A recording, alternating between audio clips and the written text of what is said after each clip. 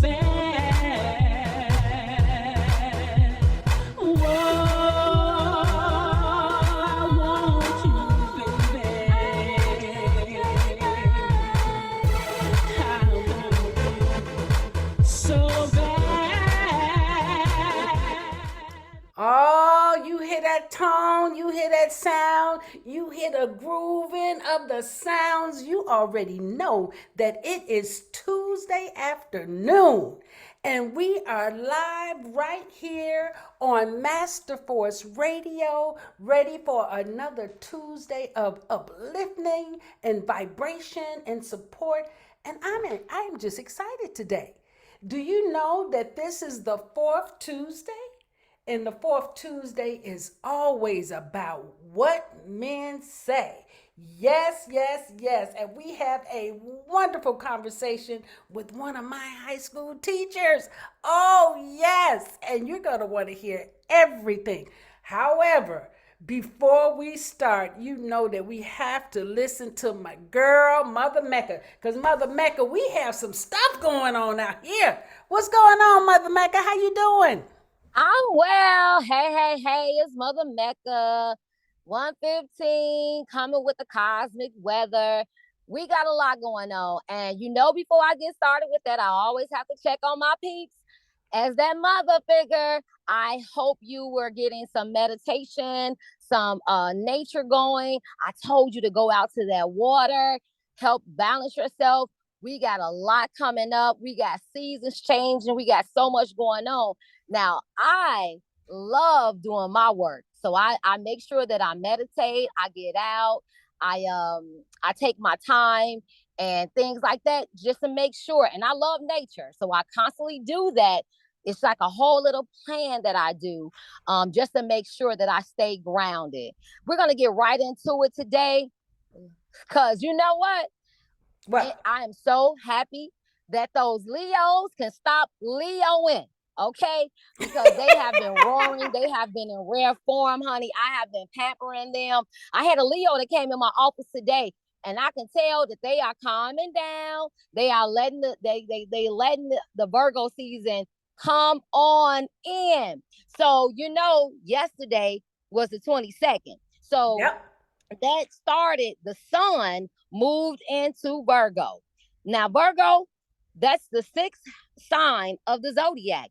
And it remains, well, it's going to remain. So Virgo is going to remain up until September 22nd. The dramatic and scene stealing energy of the Leo transmuted into this modest and unassuming energy of Virgo. It is now, Virgo is ruled by Mercury, and Virgo is a discriminating sign. So let me tell you when it's in balance. In balance, Virgos can reach any goal that they set for themselves. They can propel in their deep desire to reach perfection. They will not miss a detail when analyzing a complex problem. That's when they're in balance. When they're out of balance, and I know some out of balance Virgos, I see it. The desire Virgos have to reach perfection and their ability to notice every single detail can unravel into judgmental and self-critical behavior on themselves, which then it causes many problems. When this happens, Virgos can become their own worst enemies. And we don't want that happening. So if you know a Virgo, it is their season. Do as much as you can to help them balance. Now, the planet for Virgo is Mercury. Okay, again, the house is 6. The element is earth.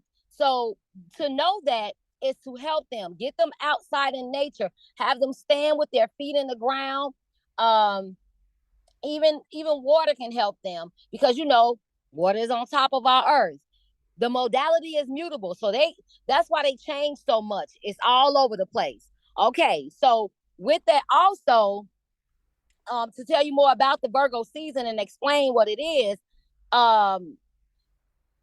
when it moves, it governs. Let me tell you what it governs. The earth sign, I told you that it's a practical earth sign. So what it governs is your work, the details, and your daily life. That's why Virgos have to plan. They always got some type of like their notebook. They have something that where they got to look at their calendar because they cannot function really sometimes without that. Virgo season is a time of year when you can get down to business and get things done. It's you got to be smart, you got to get ready, and so even you need to look into your own personal horoscopes and get that done. I can help you with that. So when when it's in season, I don't want you to forget that you're gonna be practical, you're gonna get things done, and that's all the way up until August 22nd. So here's some other things what it means. You gotta dedicate to little things, tackling all the smaller projects that you had. Even if you're not a Virgo, you need to tackle those little small things. Practical tasks, chores. Do not let your chores pile up. If they are piled up, go wash some clothes or something and get yourselves organized.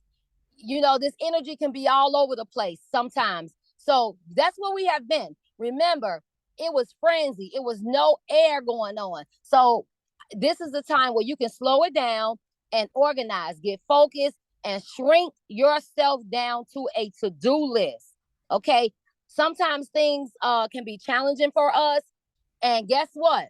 In the meantime of all of these things going on, where we moved into Virgo and you need to focus, you're also going to have a retrograde. Okay. For some of it, the retrograde is starting on September 9th, and it's going to go all the way up until October 2nd. So that's when Libra, so it's going to actually be into when Libra moves into Virgo right after that. And then the um sun is going to leave Virgo. Okay. Now, Mercury being the ruler of Virgo means that we may feel quite a bit of off, sometimes extra stress and out during that second half of the Virgo season. So that's it. You may feel that the stress may be high. Don't get so overwhelmed and feel frazzled and razzled and all of that stuff. Do not forget to ground. I keep going back to that because this is the time. That's an earth sign. It's in. So you always need to go back and ground yourself. I'm going to give you some ways that you can ground yourself before I get off of here. Okay. Now, in the meantime, before the retrograde starts, make sure that you use the positive Virgo energy by organizing yourself, completing small tasks, sort out schedules and routine, and plan for breaks. You got to take a break. Virgos will take a break. So it is okay to take a break. Even go into solitude. You got less than a week, okay? Because it's going to be 9-9 and it's going to 10-2. So don't fear Mercury retrograde. You don't have to fear because retrogrades are just your re-times, like rethinking, reevaluating, re-energizing. So don't be afraid. It's nothing to really be afraid about when retrograde is happening. I know that some people feel scary because they don't understand that the energy, what they're going through with their body, the shifts that the body has, it will not ruin your life. You simply just have to take time to bring things more inward. That's why I'm telling you about that grounding part. So, like I said, one way you can ground is go outside, take off your shoes, put your feet in actual dirt and also on the grass. If you do not, you see, it's some communities that don't have grass. Go get you some soil. Or if you got some plants in your house, put your fingers down in your soil, and that will even help you ground. Take out some time to just pause and think. Take out some time to just de-stress. And pace yourself. Look inside of yourself and give yourself that space where you can take the chance to work on some things. That Mercury presents. So why don't you get you a personal chart? You can get a chart. You could turn a calendar into a chart. Okay. Mercury will be in retrograde and 2 signs. Libra will be back into Virgo. Okay. And so it's better to just really look into your personal natal chart to find out where your houses is for Libra and Virgo, because that'll help you understand what's going on with you. Again, I can help you do that. And then you're gonna base it off that, off your houses, as well as any aspects being made to the natal planets. That's where you'll want to be, and focus your energy during that retrograde. Because you know, I can tell you some things that you can do in a broader sense, but when you look into your own personal natal chart, that's better. Now, Mercury is going to move into Libra on August 25th. So we got about 3 days for that to happen, 2 days for that to happen. So Mercury rules communication, short distance travel, and siblings and youth. So when it's balanced, it's diplomatic communication is favored. So go ahead and gently assert yourself. Just make sure when trying to win someone over, you are presenting all sides of the issue. Do not try to fidazzle people just to win an argument. You know, I always tell you what the destiny card of the day is for August 23rd. The destiny card is 3 of clubs. So the basic meaning of a 3 of clubs is the card of mental creativity. So that is called the writer's card. So it's good to get out, do some poetry, do some writing. If you're a singer, make some. That's what I had. I had a singer in my room today, and I told him that he needed to write a song. It was so beautiful. On the other hand, it could be the card of worry, indecision, and mental stress. So when the card appears, like if it was in a reading, it's an opportunity to either get the benefits of heightened creativity of the mind, or suffer the liability of more stress and indecision. But I really say you should use this influence for as writing, either personally or professionally. So get it and see what do those things for yourself, so you can meet up and reap those positive benefits. Also, furthermore, when the 3 of clubs is in this period, it means some indecision about a short trip. So if you have been trying to, if you have been thinking about going on a trip, go ahead and do it. Don't have indecision. Write down. I want you to write down the good part of it, what you feel, and then what the negative things that's coming up, what you're feeling, because that could be some type of fear that you're going through, and you got to wipe that out. Okay, where to work? You may be feeling like, where do I need to work, or what should I study? Go ahead and do that chart. Because we got a higher self and a lower self, and figure out if your lower self and that ego is trying to stop you from manifesting what you should have. There's 2 opportunities or 2 responsibilities at one time could bring uncertainty and worry. Your own restlessness and changeability could be the underlying causes of your indecision now. If you can see how you have created this situation, you may discover a way to resolve it successfully. Your other Mercury, you can look into what's going on with you and Mercury as well. If you don't know where you are right now, that's why you need to contact me. This is a very creative influence for today, and it can bring you success in writing, talking, some verbal written expression. So you will need to get many good ideas during this period. I suggest tonight, when you go to sleep, you put on some meditation, and when you wake up, I'm sure you're going to have some downloads. Okay, and I want you to write those down, and you will be glad you did that much later. And I always give us the healing energy oracle for today. Inner beauty. I open the eyes of my heart, and I direct my gaze to the light within every being. Personality and physical appearance are in the image of man. Beauty and goodness are in the image of God. So go and tap into your inner self, your inner beauty. I am hearing that you definitely need to do some more shadow work. Okay, So if this resonated with you today, don't forget to contact Mother Mecca at 708-253-8795. Do not forget that I'm mystical, eccentric, calming, creative, and always anointed. I'm Mecca Mecca on Facebook.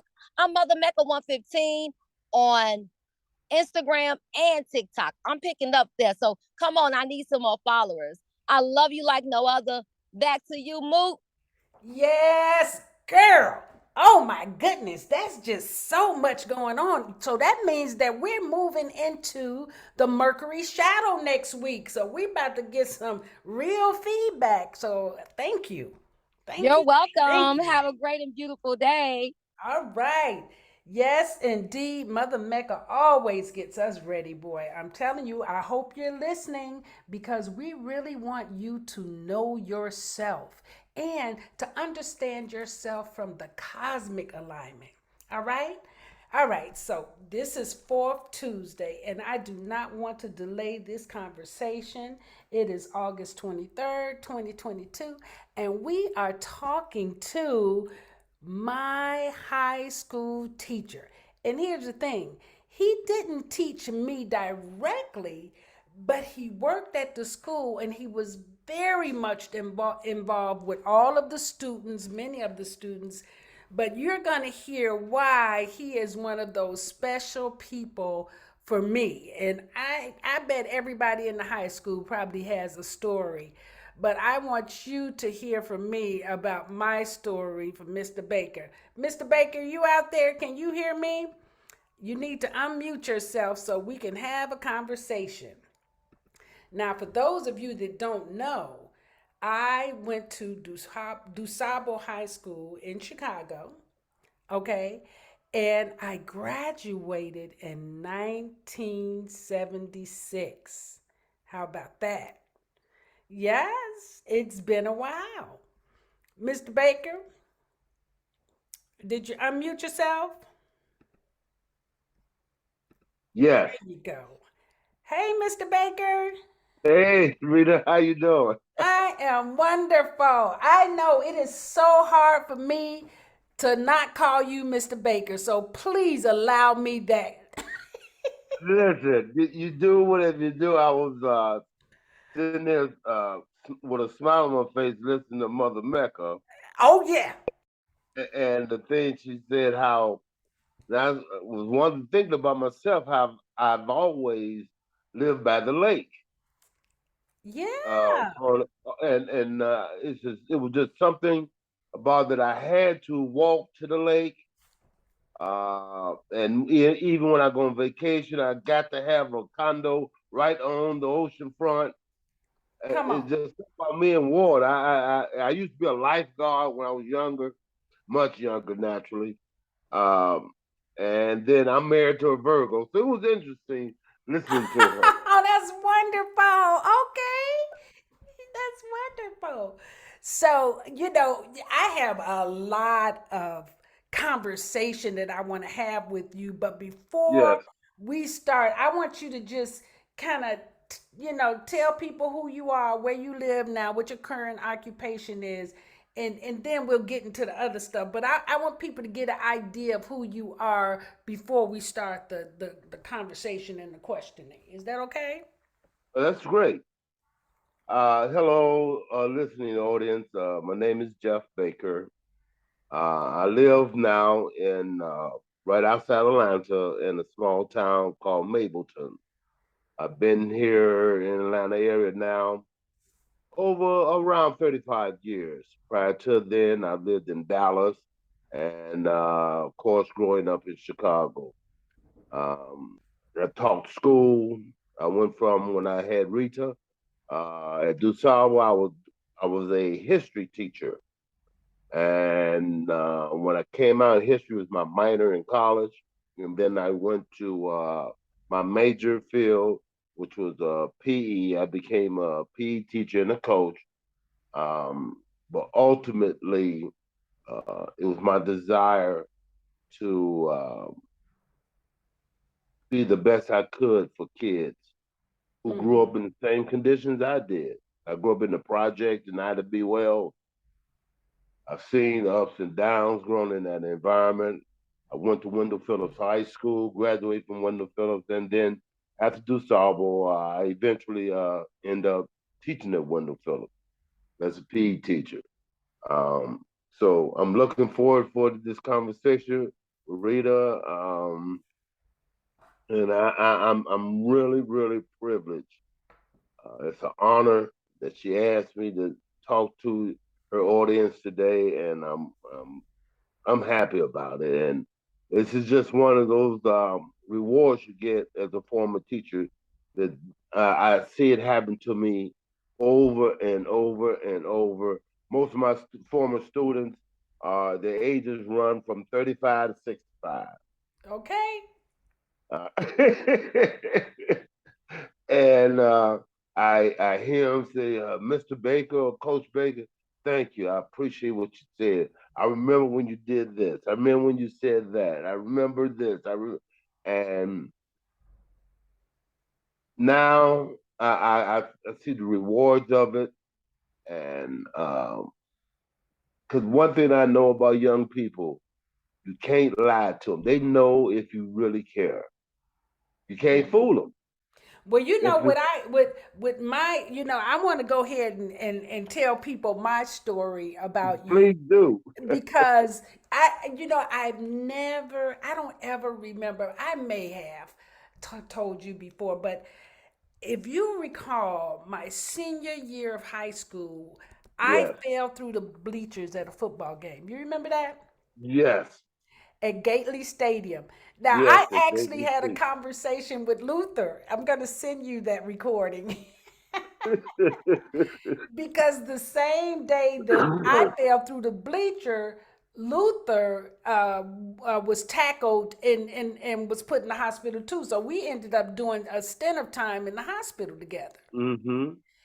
And when I was talking to Luther, he reminded me that he ended up only being there for about a month. Uh-huh. And then he was released, and I ended up being there for 3 months. Wow.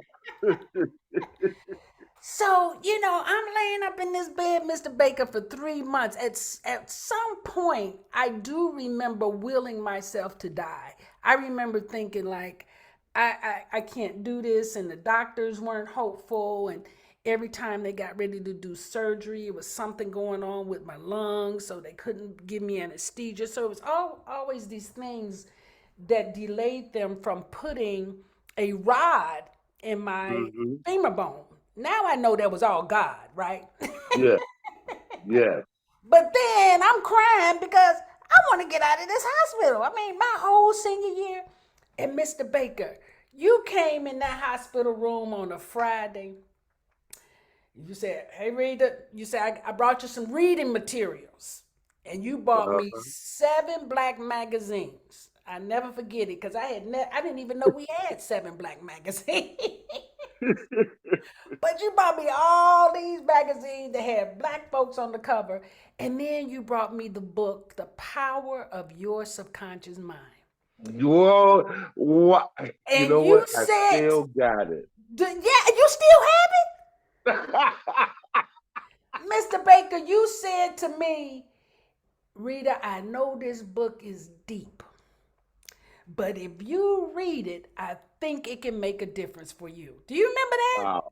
Yes. Oh, wow, Rita. You blowing me away now. Man, let me tell you, you changed the whole trajectory of my life. Right Wow. then, you changed everything. I mean, first I had to get out of the hospital. Do you know, Mr. Baker, that I only read 3 chapters in that book that Friday? I couldn't wait for everybody to leave. And I Uh, looked in the table of contents, and it was 3 chapters on healing. yes. And I Yes. read those 3 chapters, and let me tell you, on Monday, and I applied. I didn't just read. I learned about application because most people think they know something, but it's not what you know is what you use. Yes. I used that, Mr. Baker, and I called that doctor on Monday. I said, I'm ready to go home. And he said, well, it doesn't work like that. We're going to have to put you in a body cast and this and that, but I'm telling you, Mr. Baker, that book, man, and I don't even I know. done. Now, here's my question. What had you bring me that book? You know, at that time, I knew something was pulling on me, but I didn't know what it was. And I was at a bookstore in Hyde Park, and it was just like I was drawn to that book, The Power of Your Subconscious Mind. And and so I'm standing there flipping through the pages. I said, man, I need to read about this. Now, of course, at that time, especially you talking about in '76, I didn't have no one to talk to about this. Oh no, not at all. Okay, I was not not trying to pat me on the back. But I was really was light years ahead of folks. Because if I had brought that conversation up, they would have looked at me like I had lost my mind. Oh, absolutely. What is Jeff talking about? The power of the subconscious mind. And uh, I, you call me, I'm speechless. Well, I'm really, Mr. Baker, but here's the thing. When I actually had read those 3 chapters for a while, and then even when they told me that I would have to stay in the body cast for a year, I only had to use it for 8 weeks come because on. I applied what was in the book. Listen, it, not getting too far ahead in our conversation, Okay. but I was diagnosed with muscular dystrophy. Okay, Mm. and matter of fact, I got the X-rays here in my house right now, Mm-hmm. and the doctors came in and told me, he said, "Mr. Baker, um, you got this dark cloud over your head, and the signs of muscular dystrophy." I said, "Wow."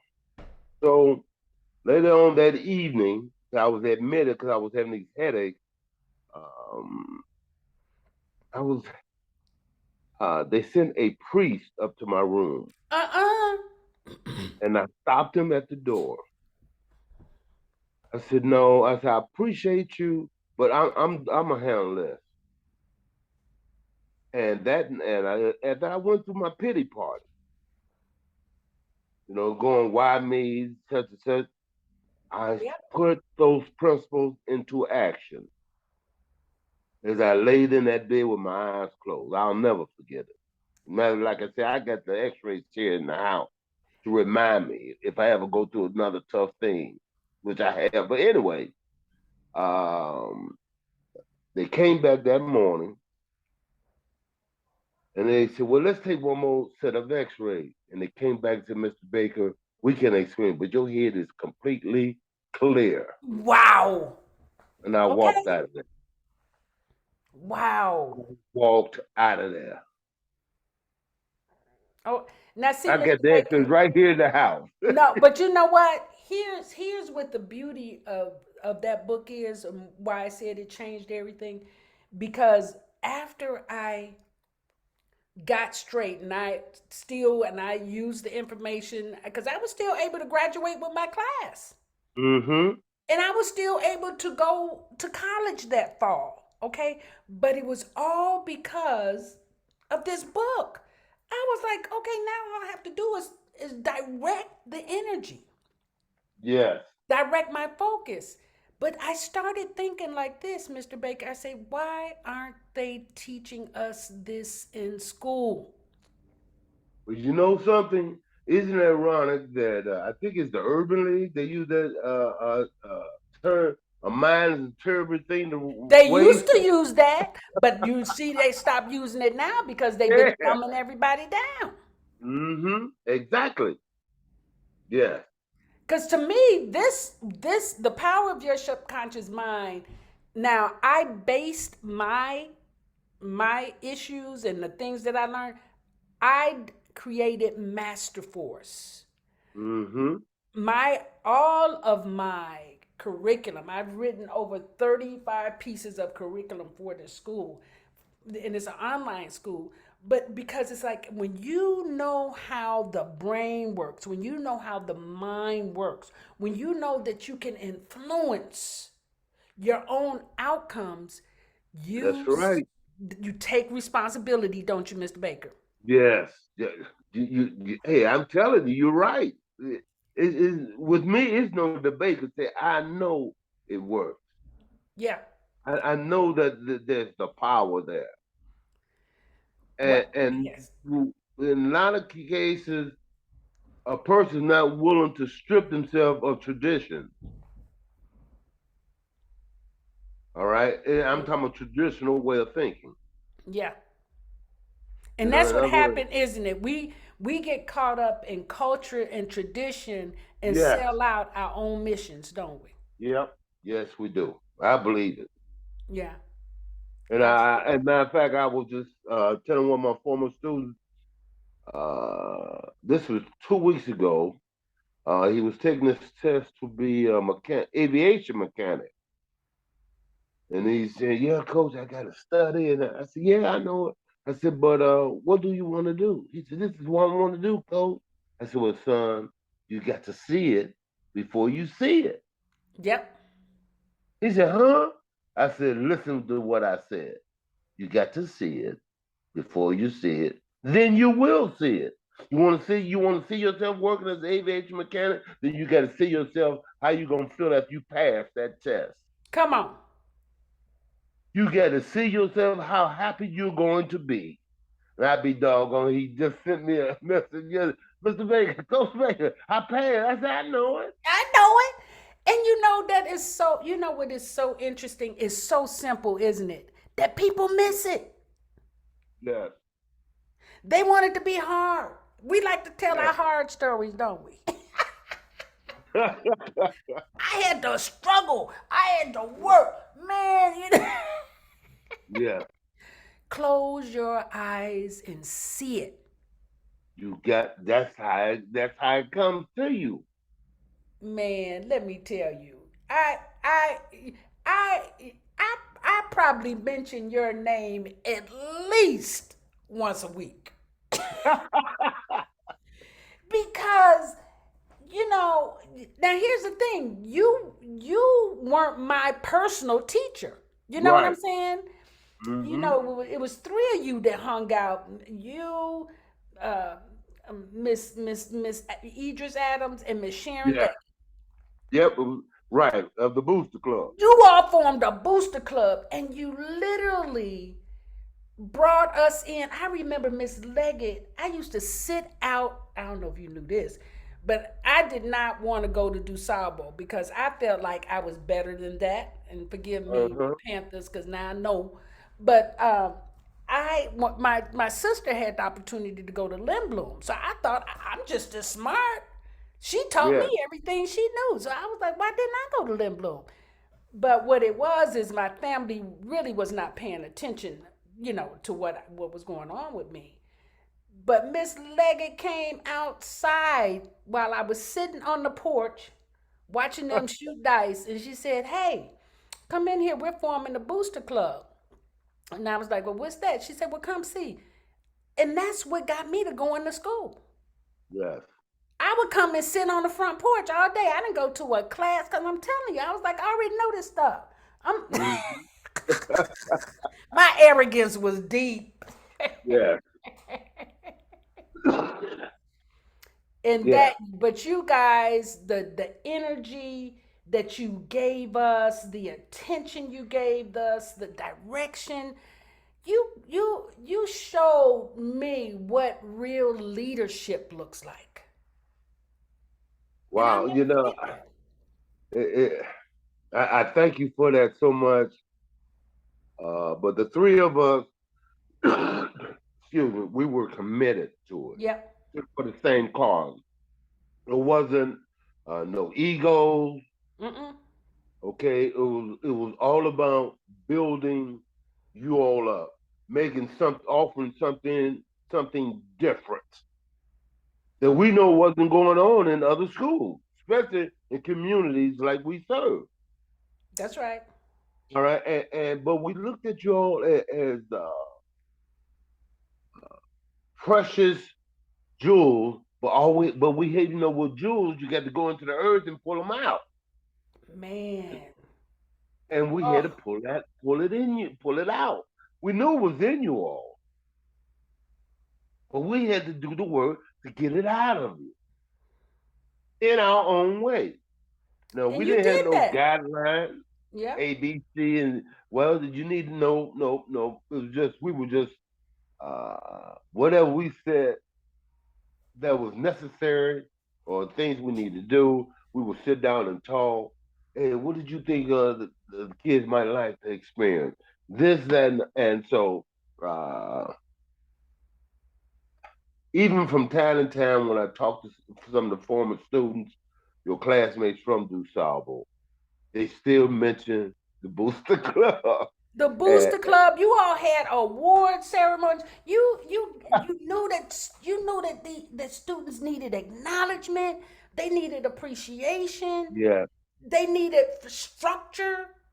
They yeah. needed firm. I remember one day I was doing something and I think Miss Adams walked by. She said, "Why are you not in class?" I said, "I'm already getting an A in that class." She said, "You better get your butt in class."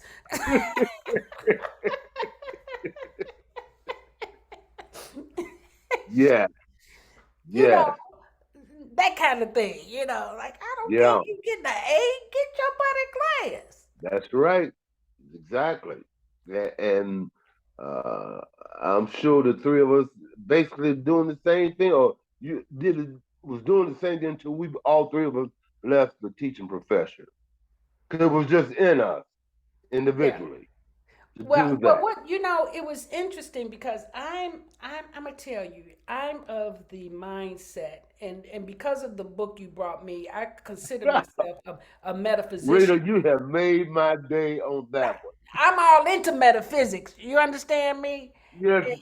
And, and Wow. according to what you do not meet people by chance. Right. That's right. So you guys showed up and became our heroes. I mean, and Yeah. I keep up with some of the people from my, even though I'm Hmm. not that social, we have all been affected by your generosity. All the three of Wow. you. Wow. It's huge, Mr. Baker. And at some point, I don't know if it's a book, maybe it's a documentary. Oh, Mm. let me write that down. Because it's so many people that are doing amazing things. And thanks to Bucky, he keeps in touch with Yes. everybody. Yes. Okay, and with Bucky, listen, when Bucky was born and formed, that mold was thrown away. Okay, there is no other Bucky. Ain't no other Bucky man. You can believe that. Bucky was so excited to know I had moved back to Chicago. He said, "Oh, you snuck back in here, huh?" That's him. I said, "I sure did." Yeah, But he's wait a one of minute. a Okay, kind. so now, but wait, wait, now we got that. So I want to put some meat into this. Tell me Sure. about your childhood experience, because you grew up in Chicago too. Yes, and Ida B. Wells project, right off of Ida B. Wells, extended from 36th Street to 39th Street. That's from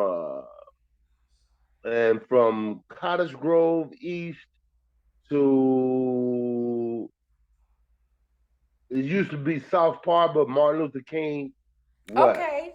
Okay. Wow. That's a big. Okay. Oh yeah, yeah. Ida B. Wells was huge, especially when because they had I lived in the exact what they call the extensions, were 10-story buildings.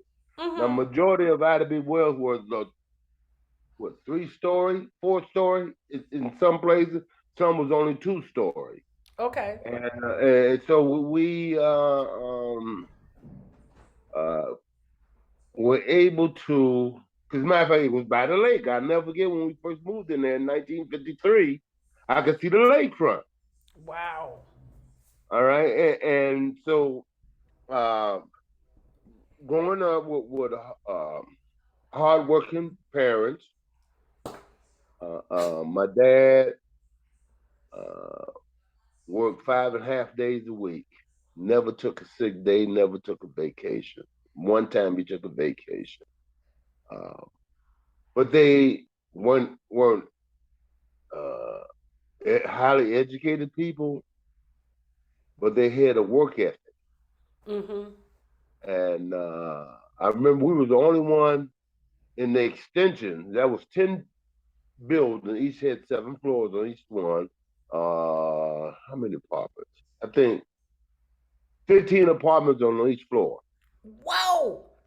So Okay. that's 150 units right there. Yes. Yeah. Okay. And all they did when they came with Robert Taylor was multiplied it Yes. because they knew they can keep a whole lot of people within a confined area. So Robert Taylor was built after. Oh yes, yes, Okay. yes. Mm-hmm. Yeah, because I think after Ida B. Wells, extensions, because the other Ida B. we used to call the old projects. Okay, Mm-hmm. that was the lower ones. They had been around in the 40s. All right, because we had some former teachers who grew up there, Okay. in the called Mr. Bonner. Coach Play Bonner, for the, yeah, okay. Mm-hmm. yeah, yeah. He played. He was a basketball star at Phillips High School. Very few people know that. No, I didn't And know that. Okay. yeah, yeah, yeah. So um, growing up, I was always thinking a little differently, and it used to puzzle me. And I had a homeroom teacher, and this said in elementary school at Doolittle, who hated me on sight. Mm. And I was in what they called the accelerated class at the time. Now, majority of the kids in that class were from Lake Meadows, which was considered middle class and upper middle class. Okay. And Doolittle Elementary, which was on 35th Street, would separate, as they say, the high end and low end. Mm. And as a child from 5th to 8th grade, I noticed there was a difference. That the students that lived in that lived in Lake Meadows did not cross 35th Street to associate the people like me who grew up in Ida B. Wells. Wow. But since majority of them were my classmates, I used to go to their apartment, their homes, because they had some homes back there then. So you could Uh, go there, but they wouldn't come to oh your. no, no, that was a no. Mm. Because I never forget. I remember this like it was yesterday. We were there in one of the kids' apartments, and a lot of their parents were doctors, lawyers, uh, teachers. Uh, I remember one kid, Milano.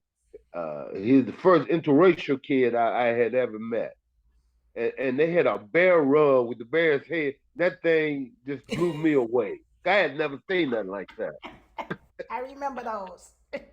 Yes, and so one of the girls' mother would say, "Well, where do you live, kids?" I stay in the 501 building. And where do you live? Well, I live in the 400. These were all Lake Meadows buildings, the middle Right. class and upper middle class buildings. Because they even had a building called 601, which had a dormant. Oh Well, wow. to see black folks living in a building with a dormant was just mind-boggling. Mm-hmm. Okay, I'm used to the project. We just go to the elevator if it's working, Right. If it's working. That's and right. you and you just ride. So, uh, and then it got her. My turn came around, and she asked me. She said, "Well, Jeffrey, where you live? I said, not to be well. And the look on her face was Mm. like, get out of here. Did she say that? No, but I sensed it. Wow. I sensed the rejection that, you can't be up in my apartment. Now, did you leave And, or did you just sit with oh, it? I just stayed, but I sensed it. Yeah. Because you got to remember, I'm in about sixth grade then. So I'm Yeah. confused, but I can sense it. You could sense it. Yeah, you could sense it. Yeah. All right. Well, as time went on, I noticed that after school, the guys used to play pickup football and tackling football. Well, the clothes that they was playing tackle, the guys playing tackle, was my best clothes. And I know I used to wear them, even though I was afraid to get grass stains on them. But I wanted to feel like I was part of them. Yeah. And as time went up, this particular teacher, uh, if she say stand, well, to me she meant sit. Mm. I, I remember we used to take turns reading. We would sit in a circle Yeah. and we would read. And, and I was a pretty good reader. Well, Jeff, I think you didn't say that word correctly. And she really didn't like me at all. So as a result, I started acting up in class to the point that I got into a lot of fights. Mm. I may have set the record at Dula Elementary for getting suspended the most. One day, I kid you not, my mother, I was suspended 3 times in one day. What? School started at 9:15. They were suspending me. Tell my mom to come get me. She'll come, go to the parent teacher principal meeting. They say, okay, Miss Baker, you can go back. Jeffrey, go to class. Before my mother got home, I'll get in another fight. Oh my goodness, Mr. And Baker. then my mom come get me. They said, well, bring them back after lunch. See, at that time, you can go home for lunch Okay. from 12 Yep. o'clock to 1 o'clock. Yep. And I'll come back after 1 o'clock. And by 2 o'clock, I done got another fight. Wow. Well, she had convinced a number of teachers that I was a troublemaker and I really had mental problems. Wow. And that's when there were 3 teachers, a PE teacher named Mr. Inns, a lady who ended up teaching at Chicago Circle, I think it's they call it. Her name was Grace Holt. She ended up being Dr. Holt. Then they had me go see a psychiatrist named Mrs. Branch. That's the first time I ever seen a black psychiatrist. Mm. And she used to give me tests. She'll show me a picture like they would have blocks. Yeah, the ink stain picture, right? Right, and then you got to make the blocks match the picture. Oh yeah, yeah, yeah. Okay. Mm-hmm. And I would put the blocks back together just the way the picture's showing, in almost record breaking time. And she kept frowning. She said, well, take this other test and take. And then she said, there's nothing wrong with Jeffrey. Okay. Well, but that wasn't what I almost said to the lady. That's not what she wanted to hear. And eventually, as I got closer with Mr. Inns, the PE teacher, he was like Superman to me. He was my hero at Doolittle, and then my dad was my hero at home. Oh. Okay, and I wanted to be just like him. So that was the turnaround. Mm-hmm. That was the turnaround. Mm-hmm. I knew then. By the time I was in 8th grade, I was going to be a PE teacher. I was seeing it then. Mm-hmm. Even though there were teachers who said, "Well, Jeffrey Baker, you ain't going to even finish high school." They were saying this to you? Yes. And so I knew then You can never, ever tell a kid what they can't be. That's you sure can't. And it's not even up to you to tell a kid what they can't be. Exactly. But see, there's a lot of teachers I find out who are ignorant. Yeah. Yeah. Okay. And for some reason, their lives are so miserable. They Yes. bring that misery on you. They bring that misery on you. Mm-hmm. So one of my goals were when I become this PE teacher, I'm gonna be that buffer for her kid. Wow. I'm gonna be the one that's gonna take that shock Mm-hmm. for them so they can go about their day. And so I did that now growing up. And At then that so time, so wait, so now this was in elementary. So by the time you got in high school, you were pretty straight. You were pretty oh good. yeah, because see, in high school, I made a promise to my mom. I said, Mom, you will never have to come up to Phillips High School for me. I said, I make a promise to you. Mm-hmm. And and then my older, cause I'm next to the oldest, he had dropped out of high school. And I saw the heartache that it was bringing on into the house. Because my brother at that time, I mean, to be factual, he had a PhD in thuggery. Mm-hmm. All right. But can you He, see, Mr. Baker? Can you see that they were probably programming him into that in school?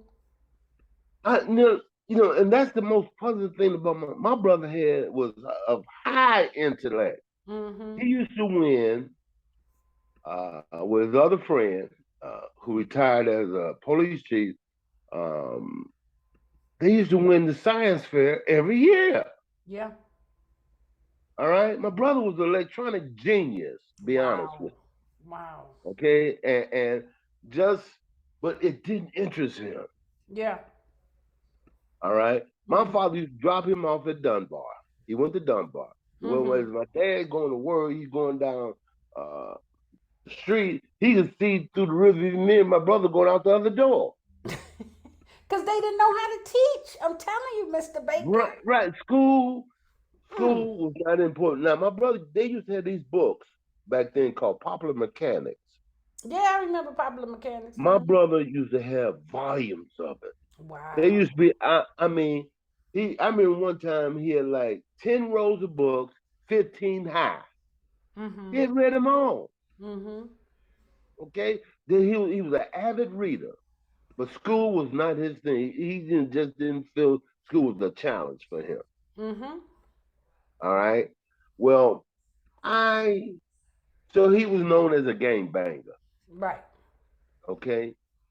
And I didn't want to fit that mold. Because generally, in the project, the rule is if your brother's a game banger, well, the next in line is going to be a game That's banger. right. The They next in looking at line. you already. That's right. All right. And Mm-hmm. I chose not to do that. I wanted to be an athlete. Mm-hmm.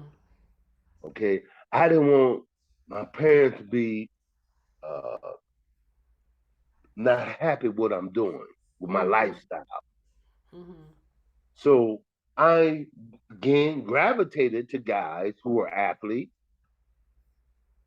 I gravitated to guys who respected their parents. Yeah. Okay. Uh, uh, uh, and so I got into sports at Phillips, and a group of some went to Dunbar, one went to Lindblom, two of them went to Hyde Park, and the rest went to, all the rest of us went to Phillips.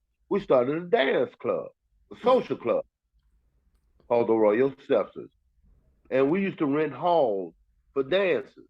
Wow. Well, before you know it, there was a DJ named Herb Kent. Yeah. Come on, Herb Kent. Now our name was the Royal Stepsters, all right. And when we did our first commercial, and with that man, now we high school guys, Right. but we had raised and made enough money, we was able to do a commercial on the radio. That was Wow. unthinkable.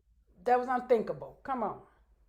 And I remember at that time there was a style of dancing called the bop. Yes.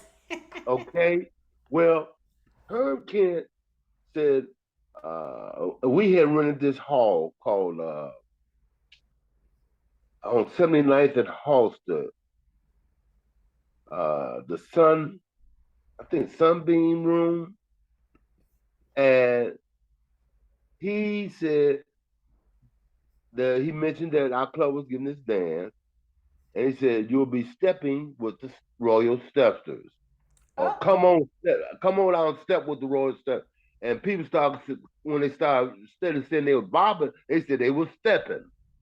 yeah, okay. That's how that So got the changed term over then. stepping, Hmm. huh? That's So how the that got term changed stepping, over. right? Yes, yeah. And so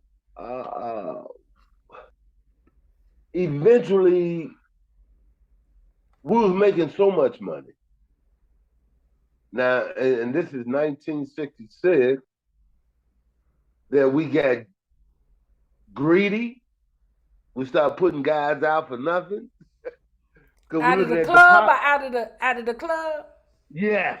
Mm-hmm. So that means you got more money invested now. All right. Now, I mean, when you at 20 guys, and in 1966, we had probably around $3,000 each. Okay. That's $60,000 in 1966. Come on. That's loot. That's loot back then. Yes. So we think, well, if we can kick out five, We cutting less, right? Less. yes. And when we finished trimming, because one of my friends, we still talk and laugh about it. We had jackets, and the other gangs in I'd Be Wills hated us for that. But see, we weren't scared to fight. Right. And again, a lot of us were athletes. So generally, the rule is you don't fight an athlete. Yeah. They had carte blanche, that's for sure. Right, you're right. Mhm. Okay, you don't fight an athlete. You fight because you're gonna have to fight his teammates. Okay. Okay, um, so we eventually uh, we thought that the man who was our sponsor, who started with us with nothing, uh, he was the one that let us open up the center in Ida B. Wells, uh, and we thought he was stealing some of the money or skimming some of the money. Cause we had some pretty smart guys in the group, Mm-hmm. and we eventually broke away from him. And so we were thinking at the time of actually sponsoring concerts.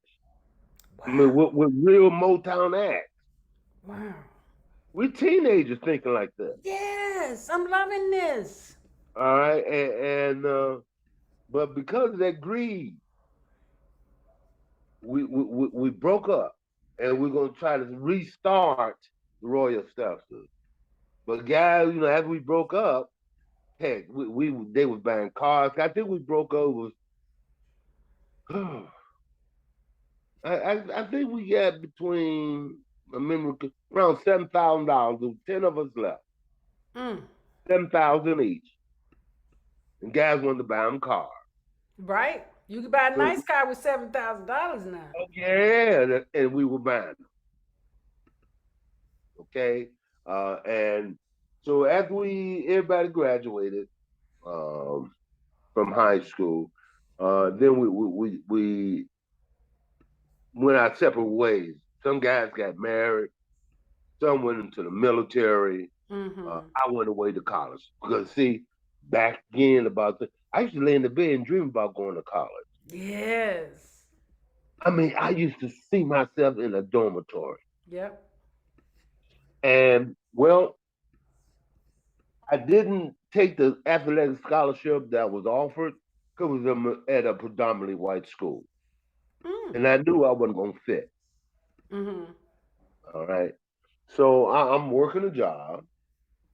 A buddy of mine meet this man named Silas Purnell with Ada McKinley Educational Services. He said, "Man, I met this man who's gonna send me to Howard." And my buddy, who was real smart, I said, "What?" I said, well, how much it go? He said, man, I don't have to come up any money. They got the money. I said, what? He said, come on, man, I'm gonna take you down to meet him. I go meet the man.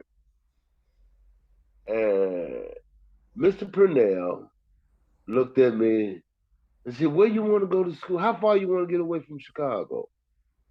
I said, how far can I go? And he said, how about Dallas, Texas? That's how I want to go. In 2 weeks, I was there. Wow. Now, about that, seeing myself in the dormitory, Rita, I kid you not. The next day, I move in the dorm. The next day, I'm walking through the dormitory, and I walked out at the back end of the dorm, and I saw like this field and stuff. It was exactly what I was seeing in my dreams. Man. Do you hear me? Yes. It was just what I was seeing when I was in high school. Oh my goodness. So you Laying in graduated the in bed. 66, 67? 67, yes. Yeah, It's okay. just what, and then a year later is when I went to school. Right. So I've been envisioning this a whole 2 years, 67 and now into 68. Right. Seeing it. See, and that's when I got tapped into about the subconscious mind. But you got tapped in. It ain't like somebody gave you a book. Right. Right. Exactly. I didn't know anything about no book. Right. All right. And even today, matter of fact, I went, I keep it by my bed in my drawer. I pull my book out, The Power of Your Subconscious, and because I'm doing a refresher course for Jeffrey Baker right now, Yes. because see, there's some mighty things I got to accomplish before I take my last Yes. breath. And Mr. Baker, they have it on audio. They have it on audio on YouTube. Listen, I know because I listen to it in the audio. Sometimes I read, sometimes I Yes, me audio. too. Yep. I do both. I do Okay, too. Yep. all right, and yeah, I just lay in the bed and listen to Yep. it, even today. And so we were. Uh, I'm in college now. We no, before I went to college, I went back by Doolittle Elementary Hmm. to see some of the teachers. I said, "Oh, Jeffrey, we saw about the article you were playing football in the past." Oh yeah, yeah, yeah. Well, what are you getting ready to do? I said, I'm on my way to college. And the look on some of those same teachers, Because they didn't think you would go. yes, exactly. Hmm. Well, I'm in Dallas with my friends, and this sorority was having a national convention. Hmm. So to us, hey, that means there's a lot of girls. Right. So so let's go. So we go up to the convention center where they having a big event, and we going by the registration desk, and lo and behold, one of those same teachers was sitting there at the register. Wow. And she said, Jeffrey Baker, what you doing in Dallas? I said, I'm in college. Rita, if that lady didn't look like she was about to pass out. And I smiled and just think, I'm gonna be a teacher just like you. And I Yes. kept walking. Yes. And so I knew the importance as a child to be that buffer for a kid when other folks tell them, even their parents, mind you, Even their parents. Yep. tell them they're not going to amount to anything. Hmm. I decided that I'm going to be that buffer and say, yes, you can. You Wow. can make it. You can make it. And You then, yeah, can. yes. Oh, Mr. Baker, that is so amazing. So now you go through college, Yes. and now you're studying to be a teacher and also Yes. a coach or a PE teacher. Right. How do you end up teaching at DuSable?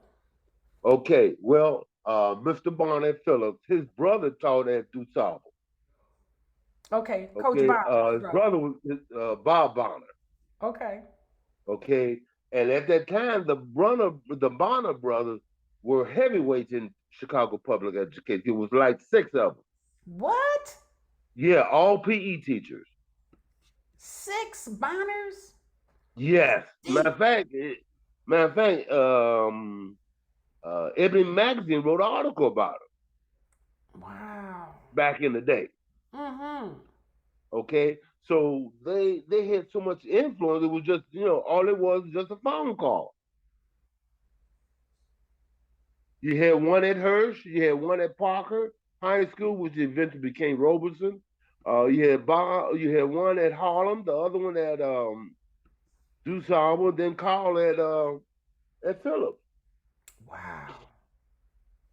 And so I went and told him, I said, "Hey, Mr. Bonner, um, oh, just a little them get judged. I got a little hit prior to then, where right after I graduated, I started working with Chicago Northwestern Railroad, Okay. Mm-hmm. and I was making some serious money. I was Yeah. called a rate. I was called a rate clerk. All right, which is was you track a train. Say they leave in L.A. Mm-hmm. and they got different loads in each cargo, and you find out what the rate would be. Say from L.A. to the Sacramento, and then from Sacramento on to Nevada, Nevada on to Missouri. So you come up so they can build them, so transporting the goods. Wow. All right, so you have these stack of books, and you go through your book. And I'm a young kid, uh, 23, Mm-hmm. uh, and uh, my supervisor had a liking for me, and he was telling me, he said, "Jeff, as I get promoted, I'm gonna take you with No. me." And at that time, they only had what they had a position they called agents for the railroad. Mm-hmm. You wore suit, shirt, and tie. You go around from one railroad to another, one yard to the next, and they only had one black rail agent. And I And was this gonna was the really one be guy. This is the one guy that said he was taking you with him. no. It was a white guy that told me that, my white supervisor, but Oh there was a wow. black guy who was an agent. Okay, and I used to look at him, see him come in the office, and never really knew what he did, but I knew people gave him his respect. Mm-hmm. So, uh, but behind that, I wasn't happy doing what I was doing. I wanted to be a teacher. Mm. Money was great, love payday, Mm-hmm. but after payday, I wasn't such a happy camper. Mm. And I went by Phillips and saw Mr. Bonner, and he called his brother and said, "Hey, we can get you in at DuSable." Wow. Now, what year was That, that? that was in '73. Okay. All right. And Mm-hmm. when I hit DuSable front door, oh, I was on the roll then, Mm-hmm. because I said, this is what I'm supposed to do. This is the environment I'm supposed to be. See, uh, uh, when I was in it, oh, let me just go back. Just when I was a senior in college, you had what they call student teaching, Mm-hmm.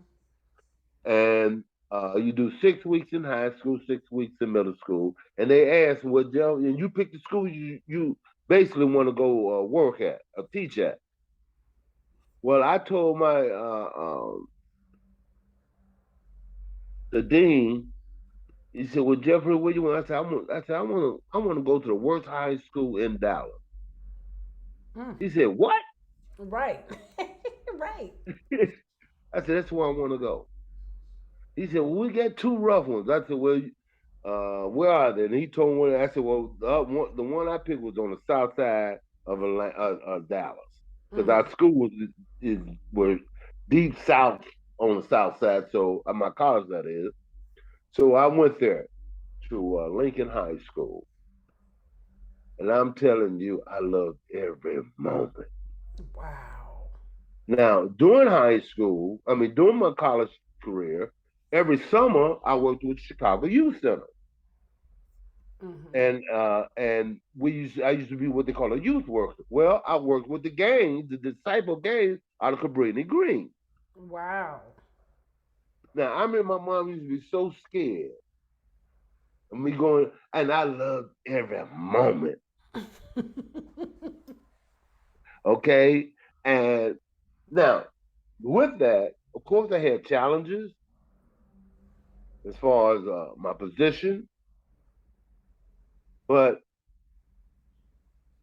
two things happened. They had and they had two centers at the time in Cabrini Green. One for the vice lords and one for the disciples where I was. Well, at the time, I didn't know. I wasn't aware of thing they called gang colors. All right, the disciples wore blue, and one of the vice lords' colors was gold.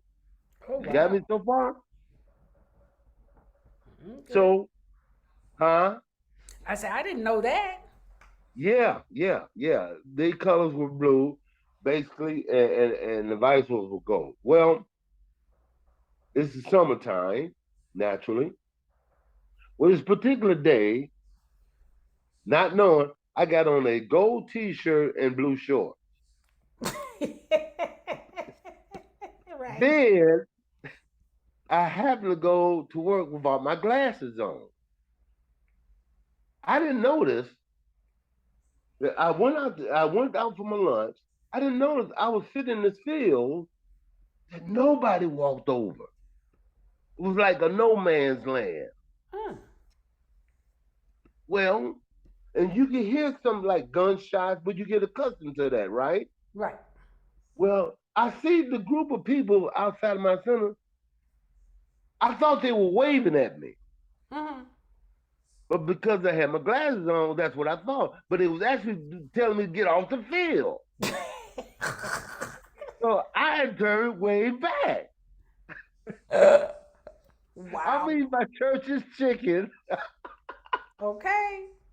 and they sent a guy running to me, said, "Get off the field, man. You got to vice lower colors and disciples." I You thought had no idea. I had no idea. Well, now in the mind of the gang members, that either I was crazy Yeah. or I'm worth checking out. You are being defiant. Yeah. Right? What kind of person is this? Who does this? Right. Who does that? Hold on. Let me Yeah. take a station break right quick. I want to Okay. remind everyone that this is WVRO Soul, and you are listening to Master Force Radio. This is our fourth Tuesday, and we are talking to Mr. Baker about what men say.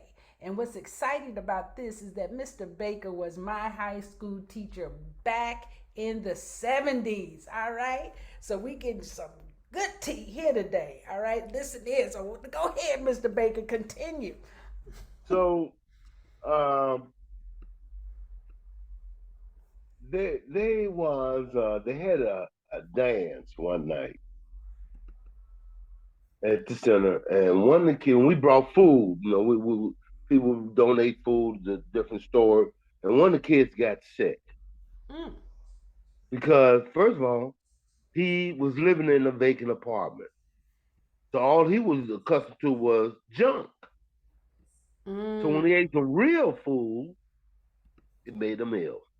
wow. So I get an ambulance, I go with him. So we're there about 5 hours. All of a sudden, here comes his mom. He didn't even know where his mother lived. He didn't know where his mother lived. Do you hear me? She had She left come him. out, she's screaming and hollering in the emergency. Oh, my baby. He said, Mr. Baker, and they call me Bruh Jeff. Bruh Jeff. All is concerned about that check she get every month for me. Wow. And sure enough, Looked around, she had disappeared. She gone. Mm. Well, him and I got to walk back uh, uh, from the hospital through the Vice Lord territory. My goodness. Did you And know it it's was the Vice nighttime. Lord territory? Huh? Did you know it was Vice Lord Oh territory? yeah. I mean, you knew from after working, you knew the boundaries, Yeah. and he certainly knew. All right. And I Mm-hmm. remember we was caught going down, I think down Wells Street, and maybe about four of them was on the opposite side of the street, standing on the corner, and he had a hoodie on. He said, "Bro, Jeff, those guys know me. If they see me, they're gonna jump on me." And I told him, "Listen, man, then that means they're gonna have to jump on me too. I said, I'm not gonna leave you. Mm. I said, we both just gonna have to go down. But Wow. if you can fight like I can fight, I said, we can beat these guys." He looked at me with that, like, how that's this brother talking like this. Well, they didn't say no. We kept walking. Well, we got back to the center. I opened one of the doors. He went and slept in one of the rooms. But the next day, he told all his gang members about what I'd said. And Oh. from that point on, I was like an honorary member.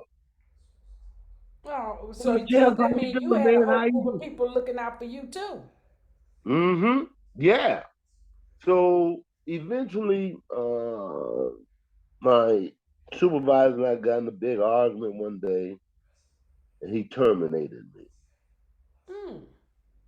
And now they had a police, well, I guess you call it a precinct, sub precinct, about 50 yards from the center. Mm-hmm. They told him, I'm talking about the members of the disciples, and they told him, if Jeff don't come back, you can't come back. And man, you read it. Now these guys played for keeps. I mean, it wasn't no Boy Scout wannabe game. Oh These no. were true. No, Mm-mm. no. When they had a gang war, it was a serious gang war. Right. Yeah. All right. So he eventually had to have a police escort to work and from work. I know that's right. And he eventually, him and his family eventually up and moved to Washington, D.C., because that's where he was from. And they rehired me. After he left, they rehired you. Yes. But Be like, I listen, we don't know what still, to do. wanted to uh, teach school. Mm-hmm. And I had gotten, they entrusted me with a lot of stuff that was how they was operating. Okay. And I know I wouldn't have violate that trust because I grew up in the project. There's an honor code. There's an honor code. That's right. Okay. And so uh, I said, no, I needed to, I want to start coaching and get more involved. So the way I go to DuSable, and when I walked through that building my first day, I said, this is what I'm supposed to do. Mm. And the ironic thing, it never was like a job to me. Never like a job.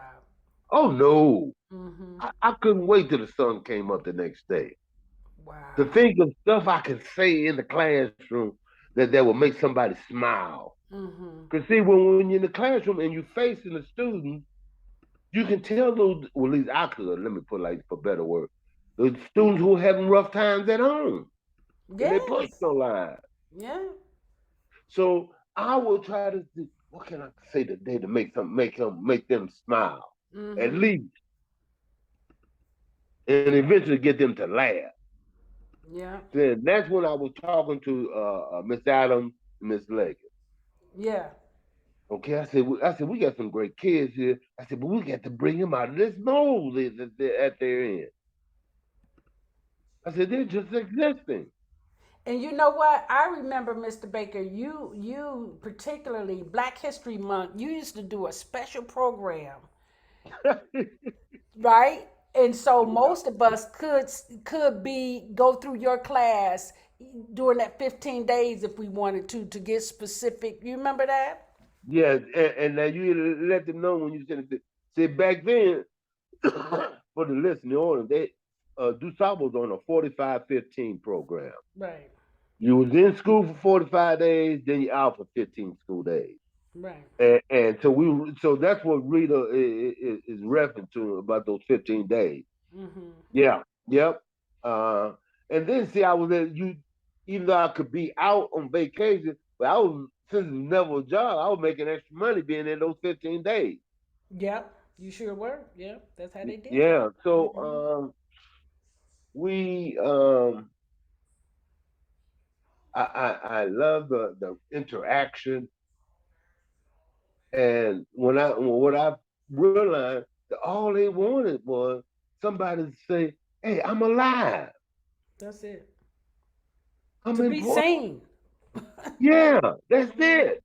Mhm. I said that's the key, or one of the keys. That's one of the keys. And Make I them feel remember good. that's what you are. That's that I remember us working around the clock to be in the Bud Billiken parade at Miss Adams' house, and we were Mm-hmm. making them float. Do you remember that? Yes. Oh my God. All these amazing memories are coming back, Mr. Baker. Because you guys were the most phenomenal. And I tell people, I said, teachers saved my life. Now, I can't be a teacher just because of my personality, but I can teach. So I work with people that work with children. You know, Hey, that's how you I get. work. Yeah. That's your gift. Yeah.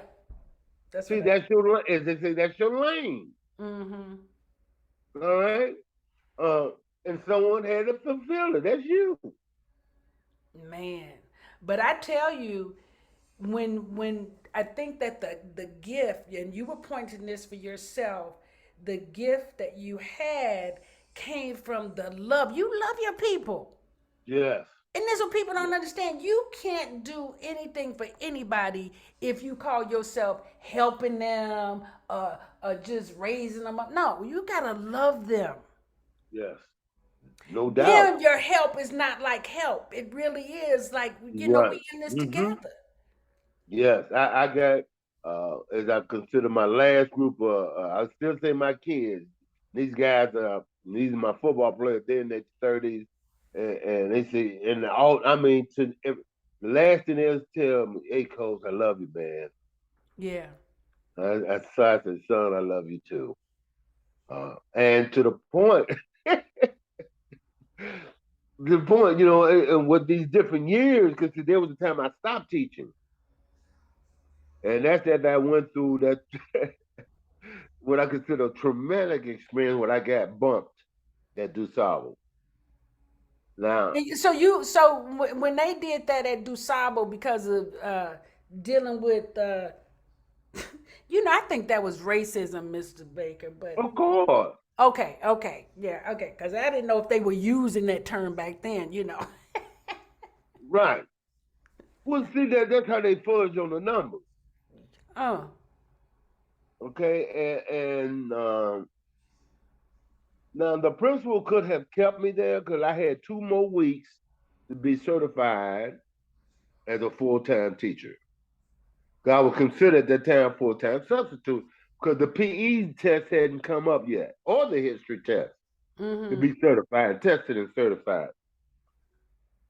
And but the rule was if you were a full-time substitute teacher for 3 years, you're automatically certified.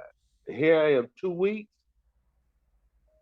from certification, and he got me bumped, which meant I was gonna have to start all over again.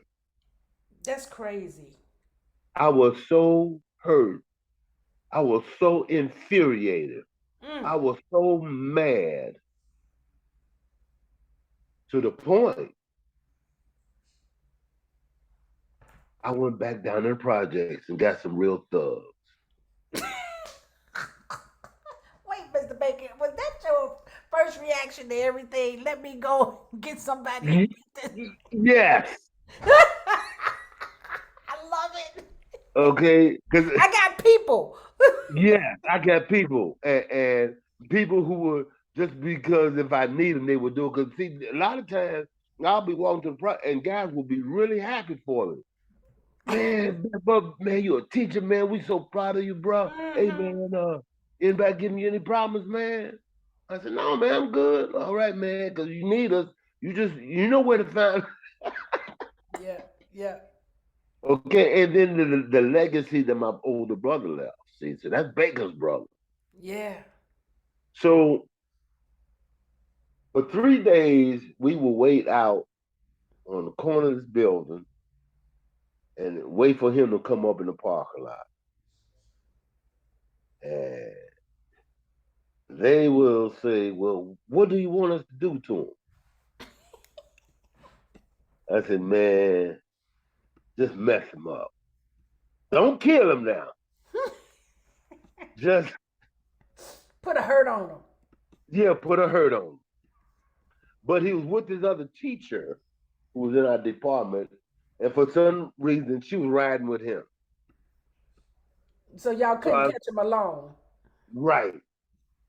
And I eventually uh, uh, gave up and I decided to go a whole different path Mm. in life. And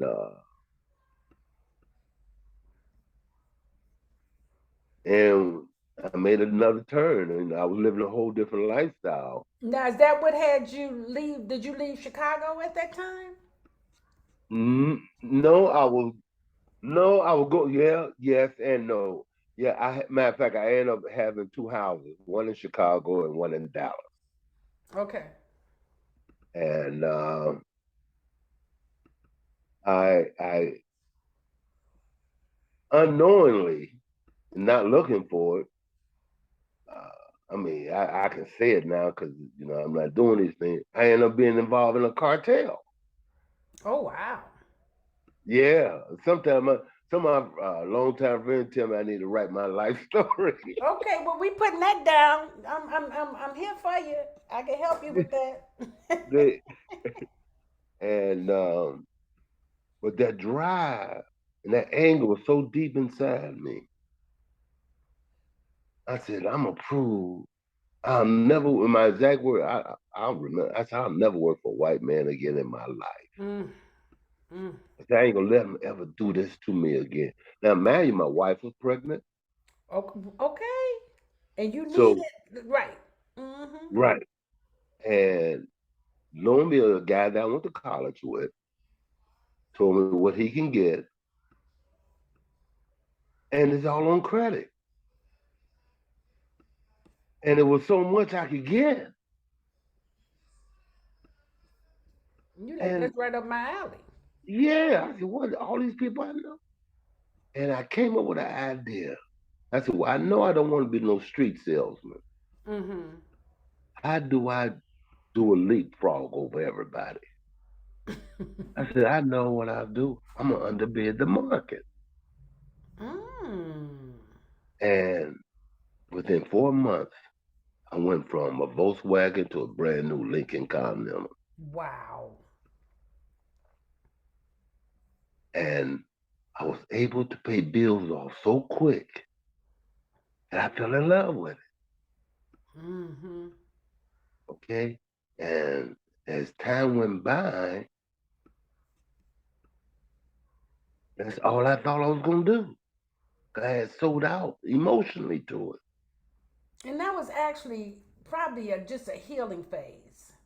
Oh yeah. Yeah. Oh I yeah, of mean, when course. you look back, yeah. Oh yeah, when I and yeah, that's what it was. Mm-hmm. And then The organization got bigger and bigger. And when it's all said and done, next thing I know, um, our case is going before the Supreme Court. Oh no. You mean you almost were brought up on racketeering charges? Yeah.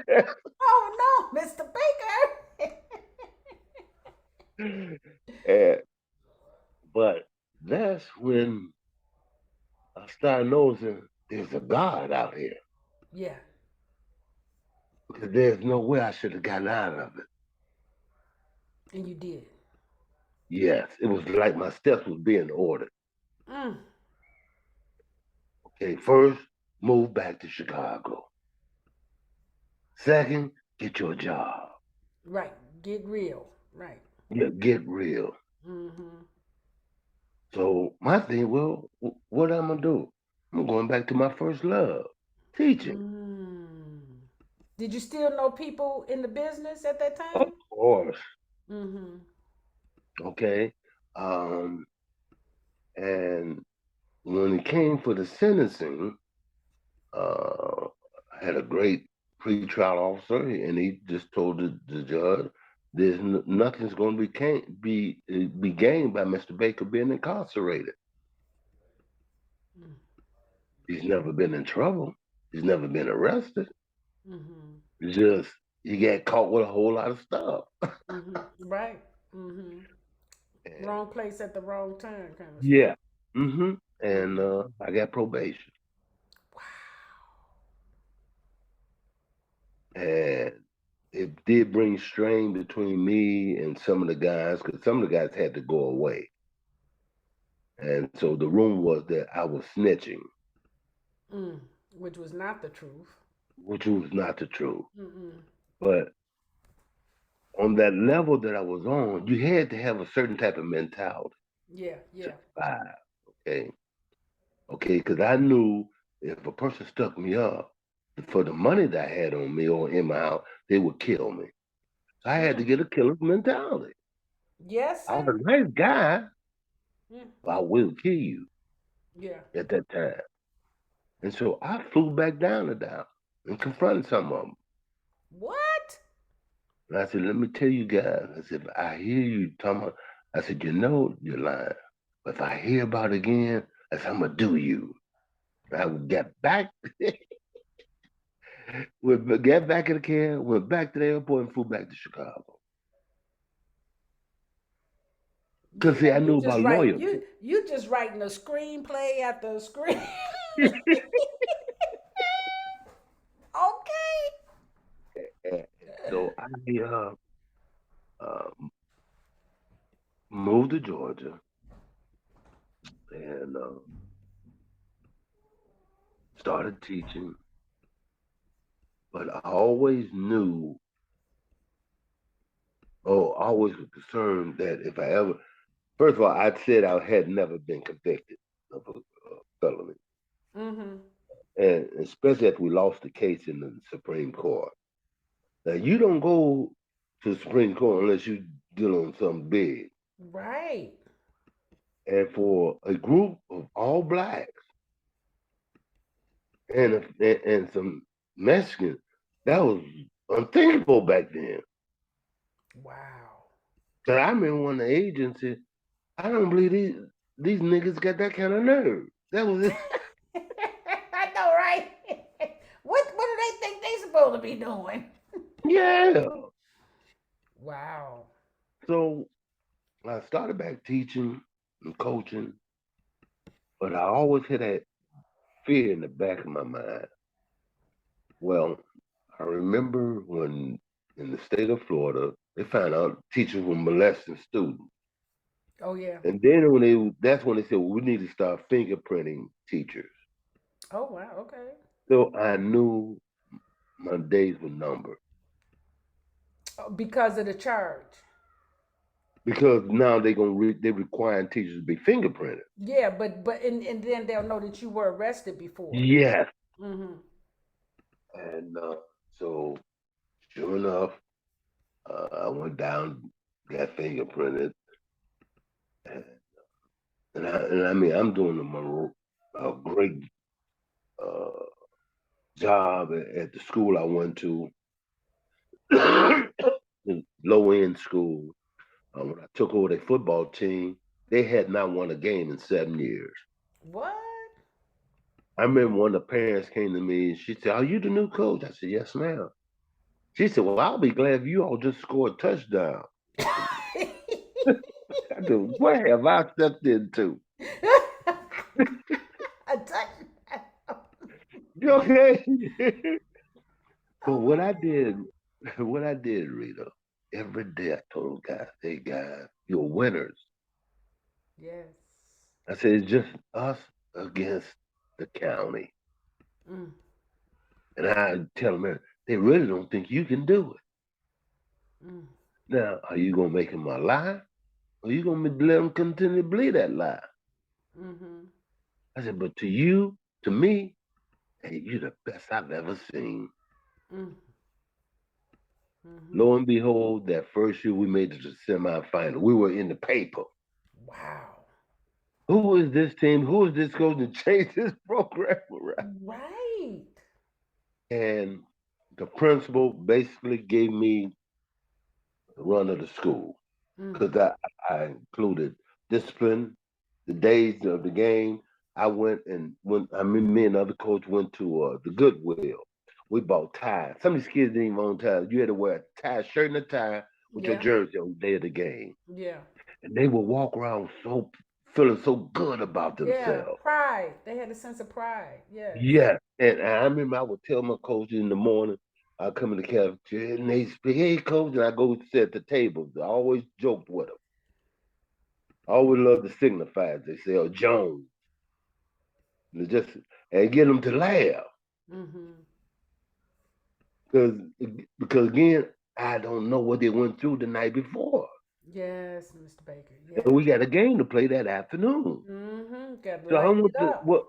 So I don't want what's happening at home still in their mind all day. Yeah. So get them to laugh.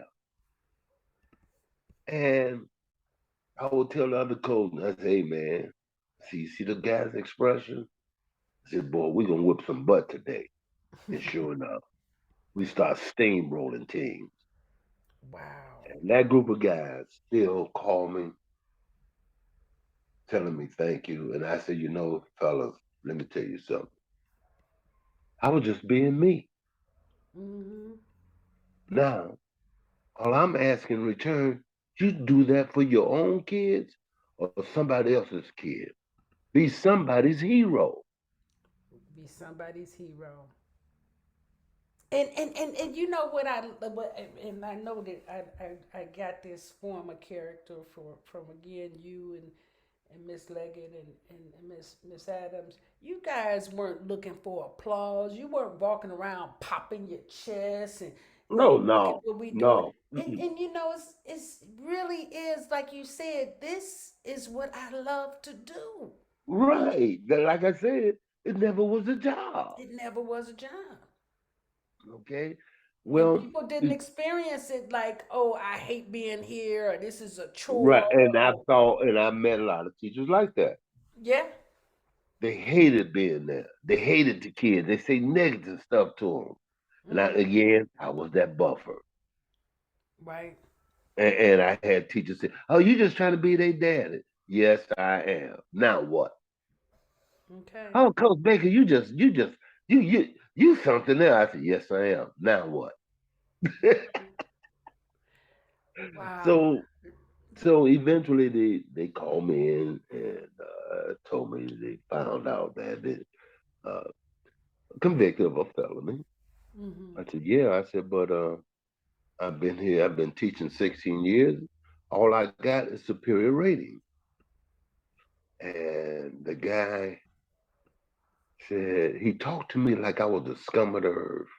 Oh, the principal? Who? No, no, the guy at the central office. Oh my goodness. And Rita, for a brief moment, that old street Jeff Rebecca rose up in me. You about to go get the people from the hood. The hood about to come out of me.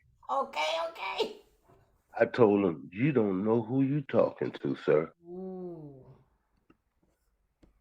I said, You know nothing about me Mm-hmm. to talk to me like that. I said, how do you know I'm not the type of person that'll slit your throat and pour gasoline down you and set your black ass on fire? Oh!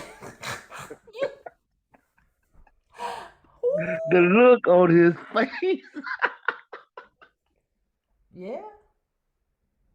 Excuse my language. No, no, that's real. This That's grown what I folks said. radio. We good.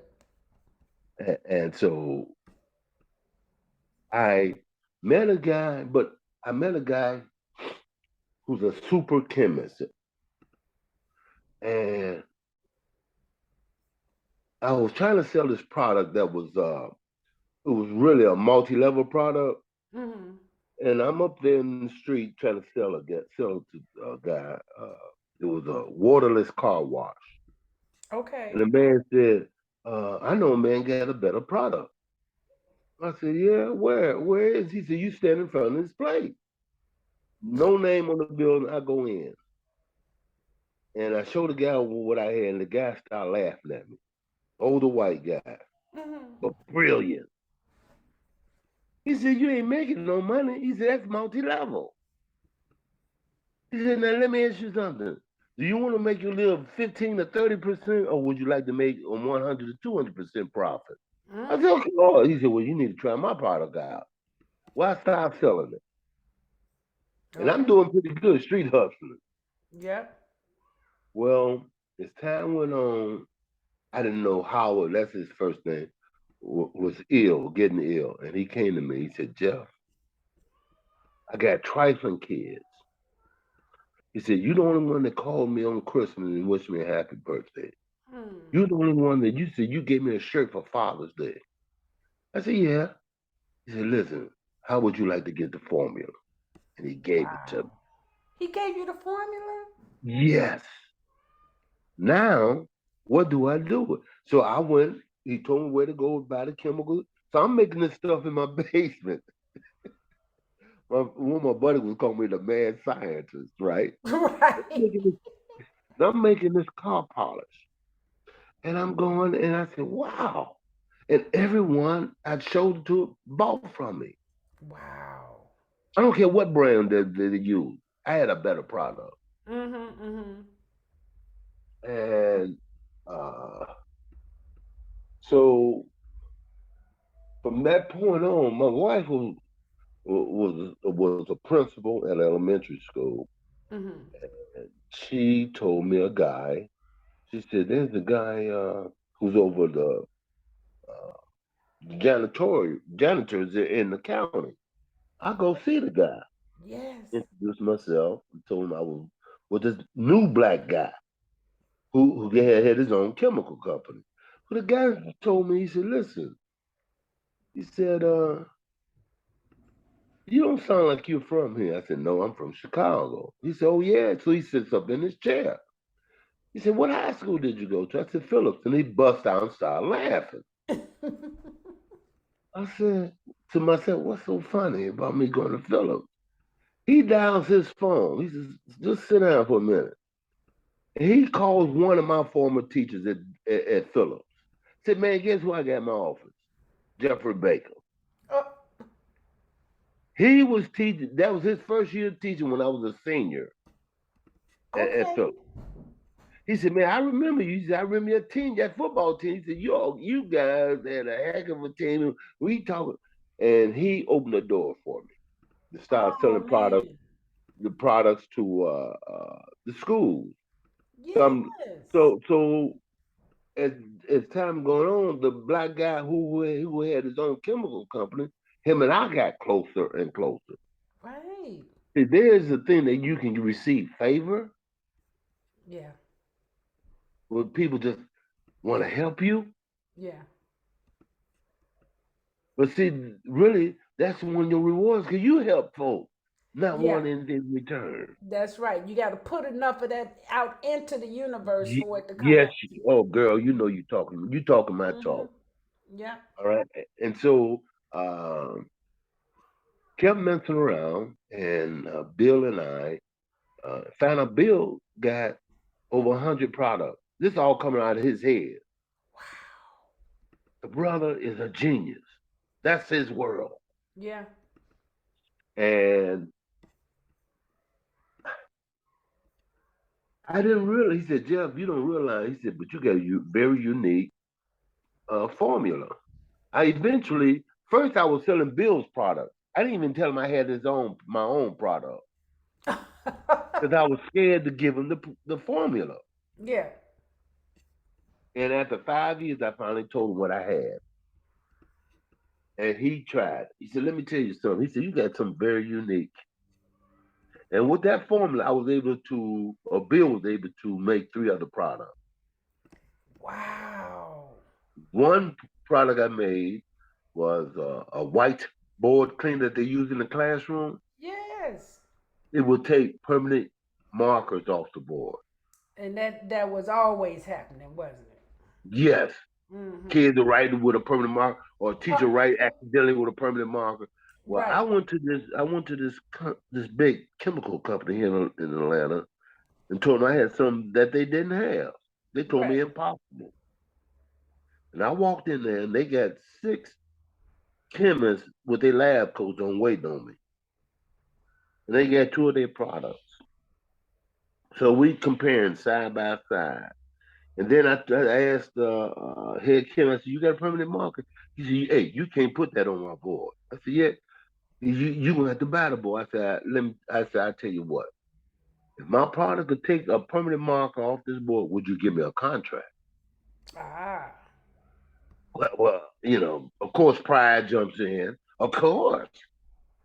Well, I wrote his name with a permanent mark on that board Mm-hmm. and wiped it all off.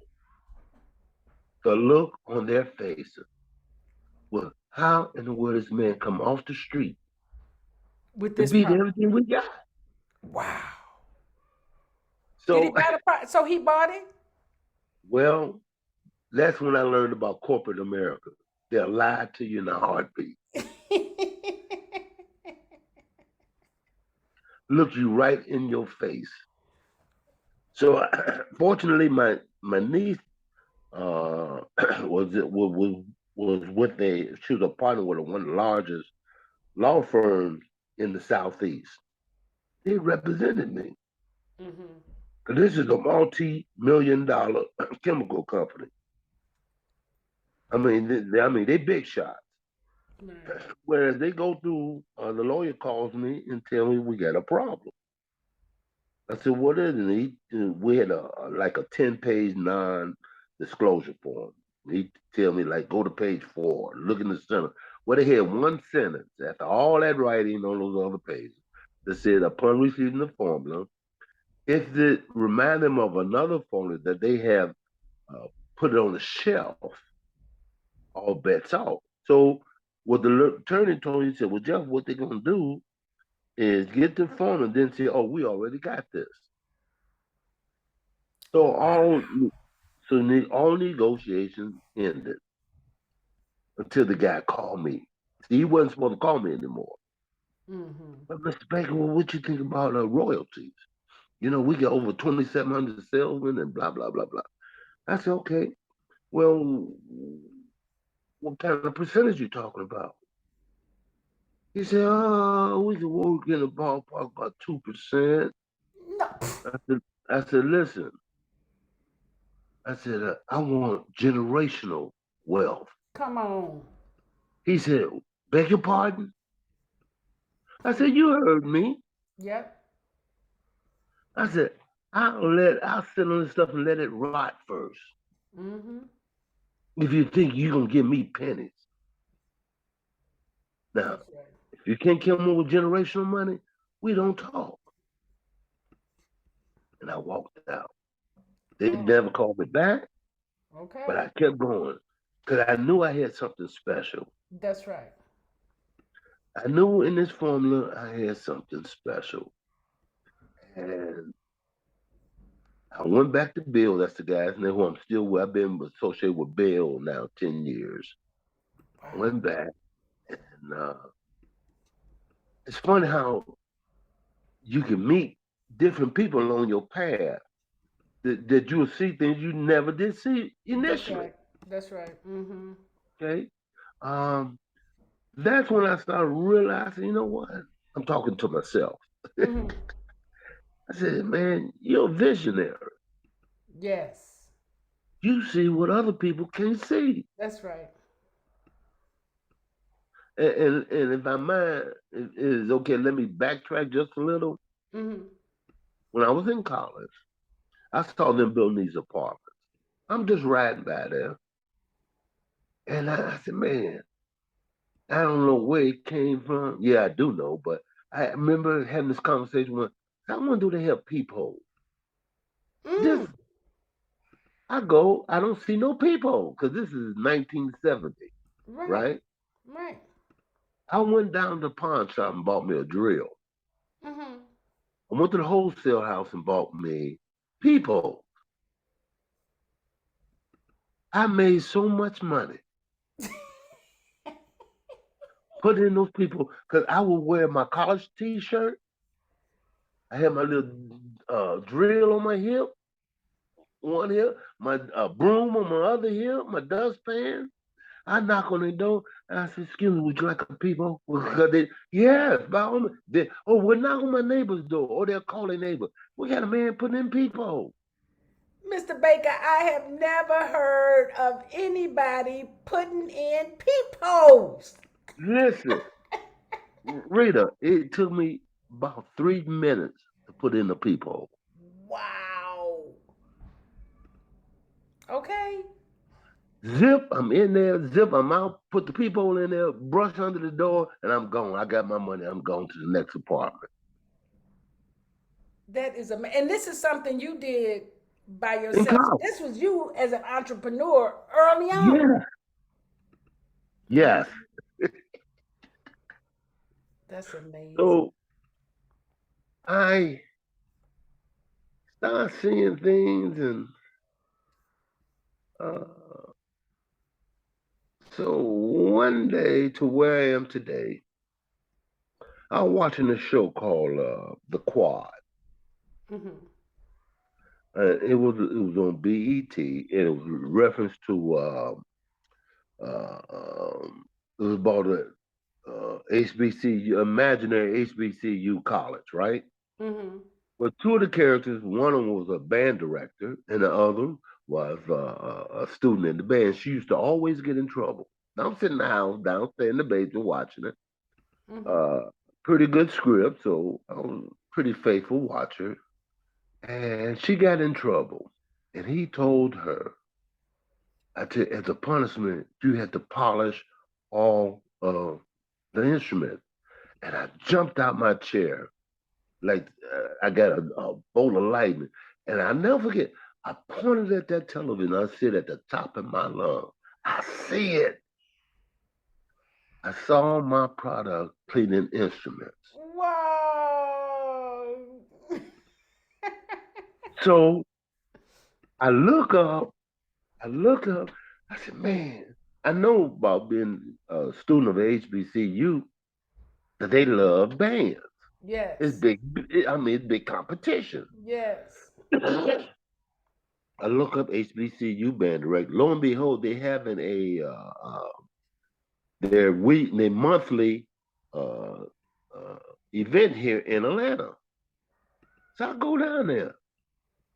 I don't have no bottles, no labels. All I got is conversation. And, and I told them, I said, listen, I'm talking to the band. I said, I got a product better than anything you got. They said, what? I said, yes, sir.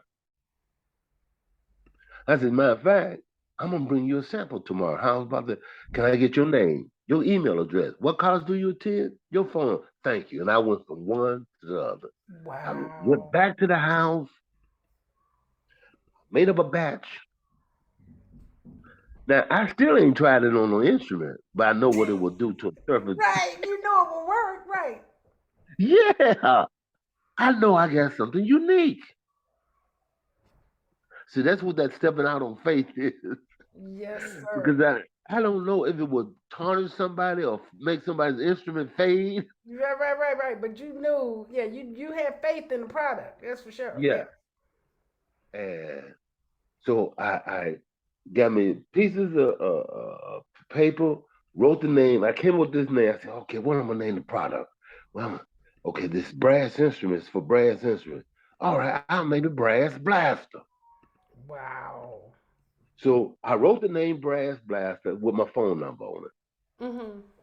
I passed them out the next day. And in my mind, I said, okay, they're not gonna like my packaging, but once they try it, I'm gonna get them. Well, the next week, Virginia State calls me. Oh, we tried your product. We want you to come to Virginia State with it. Wow. We getting ready to have an event here, and we're gonna have a room for you, and we're gonna have the area high school band director come see your demonstration. I said, cool. Me and my brother jumped Wow. in the car and drove. Oh man. Sold out. Sold out. Huh? Yes. I did the demonstration and their mouths dropped. I had a horn that a man that owned a music store gave to me. He said, can't nothing clean it. I got it in my basement now. He said, can't, matter of fact, it's on my website. You see the horn, what it used to look like? And you look at, you'll see the horn as I apply the product. Wow. And you know what, Mr. Baker? We down to our last 3 minutes.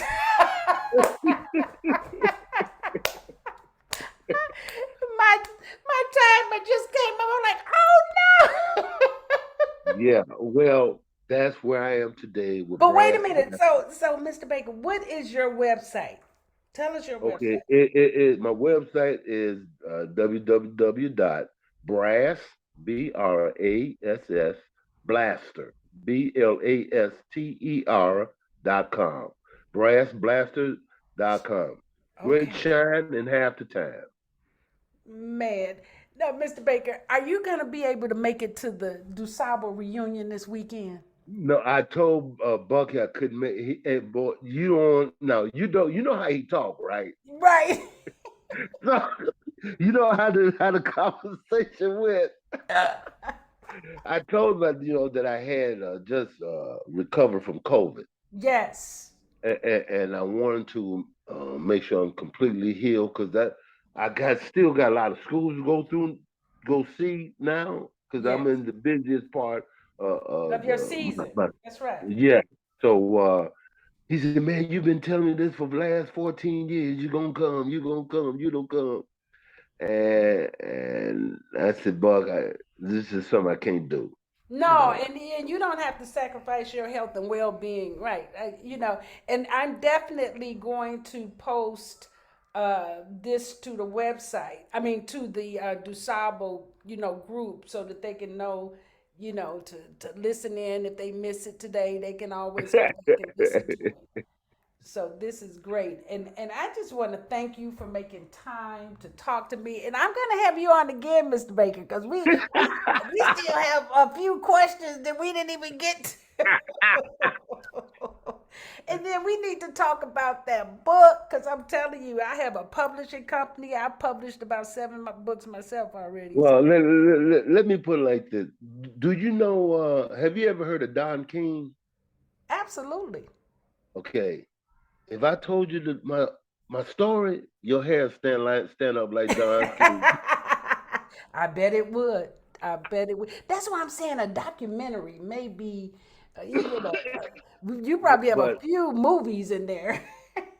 well, guys have been telling me, but ultimately, I'm thankful that God has had His hand on my life, Yes, given me the right direction, protected me when I didn't even know I was being protected, yes. and to give my wife the strength and fortitude to be married to a joker like me. You know? Oh man, I'm telling you, having a mate that can handle all of the Yeah, visionary and the yeah, experiences and the ups and downs, it does matter. It takes something. yeah. Oh, Yeah, yeah, that's you part of got the to. perfection. Right. So, And well, thank you, Mr. Baker. I thank will be you. in touch and I will share with you the link so you can listen to it again. And Please thank your do. lovely wife for her assistance today. I Yes, really yes. appreciate it. Rita, thank you so much. You get tears in my eyes. I'm about to cry, so I need to get off the line. I need to get off the radio. Well, we got listen. We have more stuff to do, so this is just that. I'm gonna go out. Everybody, tune back in next week because we're gonna be listening to music from a sin because we have 5 weeks in August. So join us next week at the same time. That's noon in Chicago, 1 p.m. on the East Coast, and 10 a.m. on the West Coast. And until then, I want you to keep mastering your life force. Thanks for listening, everybody. Have a great week.